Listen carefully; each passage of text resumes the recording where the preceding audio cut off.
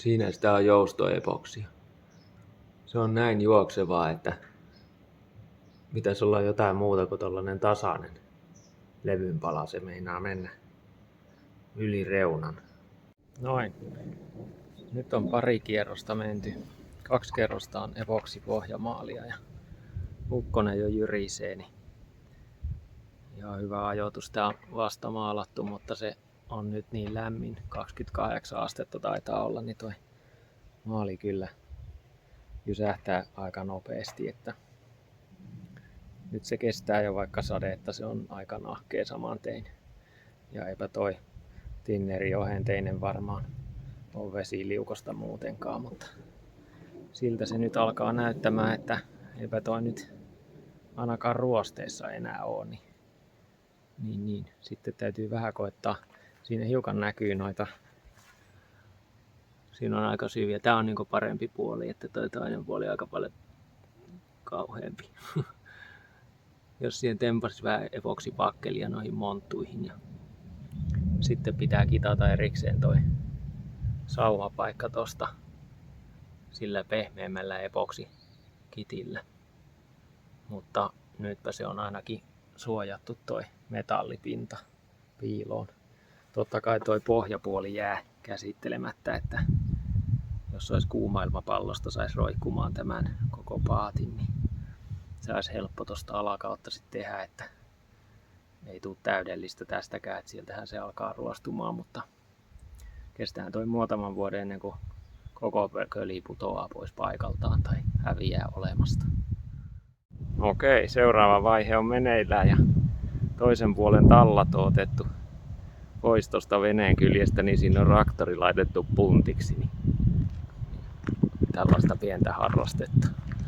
Mutta jos tuosta nyt vilkaistaan ensin mikä meillä viimeksi on ollut, eli kölihommaa. Se on nyt kahdesti vedetty ensin epoksimaalilla, sillä epoksiprimerilla. Sitten se on kitattu kertaalleen tai oikeastaan vähän toistakin kertaa hiottu. Ja nyt maalattu 3. kerran primerilla, mutta tää puoli on muuten vielä hiomattakin ja täällä on tällainen tilanne edelleen. Sitten toinen puoli on pientä edistystä kokenut, niin täällä on nyt hiottu koko kylki kaikkinensa ja tossa näkyy nyt toi vähän kölin tilannetta. Se on kohtuullinen, se ei ole mikään. Mä saatan mennä syvempiä monttuja vielä, mutta se on siihen alkulähtötilanteeseen nähden niin aika hyväkin jo. Valoa vasten näkyy jopa enemmän kivikoja, mitä siinä ehkä oikeasti on. Tää kylki on kaikki nyt hiottu läpi. Ja pyyhittykin nyt pölyt pois ja nyt olisi tarkoitus vetää siihen epoksi tälle kyljelle nyt olemaan, niin täältä on tosiaan otettu nämä tallat irti, että nämä ei ole missään kiinni. Molemmat tallat on irti. Niin kuin tästä näkyy. No niin, otetaan väliaikatilannetta. Niin, tämä puoli on nyt 3 maalattu epoksipohjamaalilla. Ja köli on kanssa 3 ja siellä on ne paklauskerrokset välissä. Mutta ja sitten toi traktori on ollut tuolla toisella puolella pitämässä sitä. Tää on ollut nämä tallat irti, tuet irti kyljistä nyt koko yön ja se on kuivahtanut. Että ainoastaan tuolta loppupäästä pieni alue, loppu jo maalikin kesken, niin pieni alue sitten jäi tekemättä. Muuten tää on valmis, voi laittaa noin tuet takaisin ja ottaa tänne päin tuelle. Täällä tuuleekin mahdottomasti, toivottavasti ei kohise. Niin toi köli on kohtuullisen hyvä kanssa, on siellä, jos sitä haluaisi nyt vielä hifistellä, niin pieniä paikkoja tuolla näkyy, mitä voisi kitata. Esimerkiksi tuossa alhaalla. Vähän se jo likainenkin on, kun on satanut. Tässä oli aikamoinen ukkoskuuru. Mutta tuo kölin sauma, niin se pitää sitten vielä tehdä sillä joustoepoksipakkelilla. Ja se on nyt sitten tässä vielä vuorossa. Peräsimen osalta tulee sitten oma projekti, se totta kai vuotaa, niin kuin aina kuuluu näihin kun ostaa jotain vehkeitä, niin se on jostain tuolta luultavasti ylhäältä arvaisin, että jostain tuolta akselin tyvestä tai sillä tavalla se on 2 osasta tehty toi peräsin, siinä on kuoret päällä ja sisällä on toi akseli ja sellaiset raudat, mikä pitää sen kuoret sitten kiinni siinä akselissa. Tää lattarautaa luultavasti tonne pidemmälle menee ja sinne on porattu jossain vaiheessa reikä, minkä huomasin vasta keväällä. Se tiputteli vettä sieltä ja siinä oli kumitulppa. Eli vuotaahan se, niin se on sitten, ei oteta tälle vuodelle, nyt me ei päästä ollenkaan purjehtimaan, jos niin tehdään. Niin se on ensi talven projekti tai jossain kohdassa halkastava se ja tutkittava mitä siellä on ja otetaan siitä sitten ihan eri keikka, mutta nyt koitetaan saada tämä nippuun ja tää on tähän saakka ihan kunnossa. Toinen puoli, siellä alkaa hiomisella. Niin se voitaisiin katsoa vielä. Tämän puolen tilanne on nyt sitten tässä, että se on raavittu kaikki pois se myrkky, paitsi noiden tukien alta. Ja sitten aletaan seuraavaksi hiomakoneella epoksimaaliin sitten. Saa ruveta levittämään niitä epoksikerroksia, eli 3 kappaletta olisi tarkoitus. Ja sen jälkeen voidaan ruveta sitten se viimeinen kerros ja sitten ne myrkky, mutta ensin nyt kova hiominen ja 3 kerrosta epoksipohjaa siihen. Täällä on sama tilanne tämän kölisauman kanssa. Tässä ei nyt ollenkaan hiottu vielä tuosta sauman yläpuolelta. Niin ennen kuin tuohon saadaan sitä joustoepoksipakkelia, niin se pitää hivasta ja koettaa siihen sitten tempasta sitä.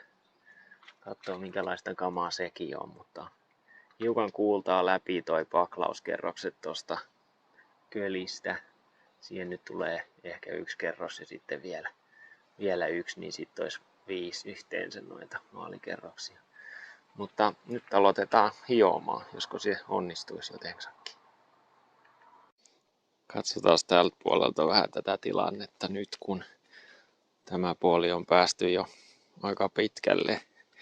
Se on alkanut vähän sateilemaan, mitä tietysti on toivottu tässä tätä sadetta, mutta on ollut niin kuivaa. Mutta nythän se näyttää iltapäiväksi varmaan tekevän tässä poutaa, kuivuu keli. Täältä on tämän verran hiomatta. Muuten on koko kylki koneella hiottu. Mä käytin 40-kin paperia siinä ja 80 molempia. Ja koitin käydä läpi ton. Siinä on aika mukavasti epoksimaalia, mutta sitten tollaset paikat, mitkä ehkä tossa näkyy, niin siellä on pieniä tommosia irtonaisia paikkoja, niin ne mä oon koettanut saada. Tässäkin näitä näkyy joitain. Ne mä oon koettanut käydä läpi sitten sillä tavoin, että ne olisi koetettu saada irtonaiset osat niistä pois. Tässä on nyt sitä joustoepoksia sitten. Se on kyllä todella erikoisen näköistä tavaraa, että ei se nyt sekoitettuna enää ole niin venyvää, mutta niin kuin tuosta näkyy, niin se tosiaan kun se on vähän pakkelin virkaa pitäisi ajaa, niin se venyy ihan mahdottomaksi ja on valuvaa. Ja totta kai ei ole suojattu muovipussilla myöskään vaakaa, mutta se on tätä tavaraa. Ainakin sitä on riittävästi nyt. Koitin vaalla mitata, kun siinä on 15% tai 15 osaa kovetinta ja 100 massaosaa tai mitä se onkin. Koitetaan vähän sitä tonne kölisaumaan levittää. Tämä on nyt hiottu 120 paperilla tämä epoksin pinta. Seuraavaksi levitetään siihen mä pyyhkäsen nuo pölyt pois ja sitten levitellään siihen kontaktiliimaa. sellaisella liimalla tuli tuo tiivistelätkä liimattua tuonne. Eli tavallinen kontaktiliima, yksi komponentti. Kyllä se otti ainakin lujasti kiinni. Totta kai se sitten veden alle menee, että miten se siellä sitten kestää. Aika ohutta lajia tämä yksilö on, ettei tää, en tiedä. Mutta onpa se joustavasti, ettei se sitten kun moottori tärisee, niin ettei se vatkaa itseänsä heti irti. Mut joo, sielläpähän on paikallaan. Sitten olisi tää myrkkymaalaus käynnissä ja on niin kirkas valo, ettei näy värejäkään, mutta ensin on maalattu punainen maali tonne alakerrokseksi ja sitten täältä päästä on jo, tässä oli nämä tuet edessä, niin sai tähän saakka tultua, niin sitten vielä sininen päälle. Peräisin on toiminut tuollaisena telanpuhdistusalustana, että sinne saa vielä vetää tätä sinistä. Nyt alkaa jo näyttää veneeltä. On sinistä väriä pohjassa. Tässä on nyt taisteltu tämän sauman kanssa, jossa on joustoepoksia. Se on aika hankala hioa.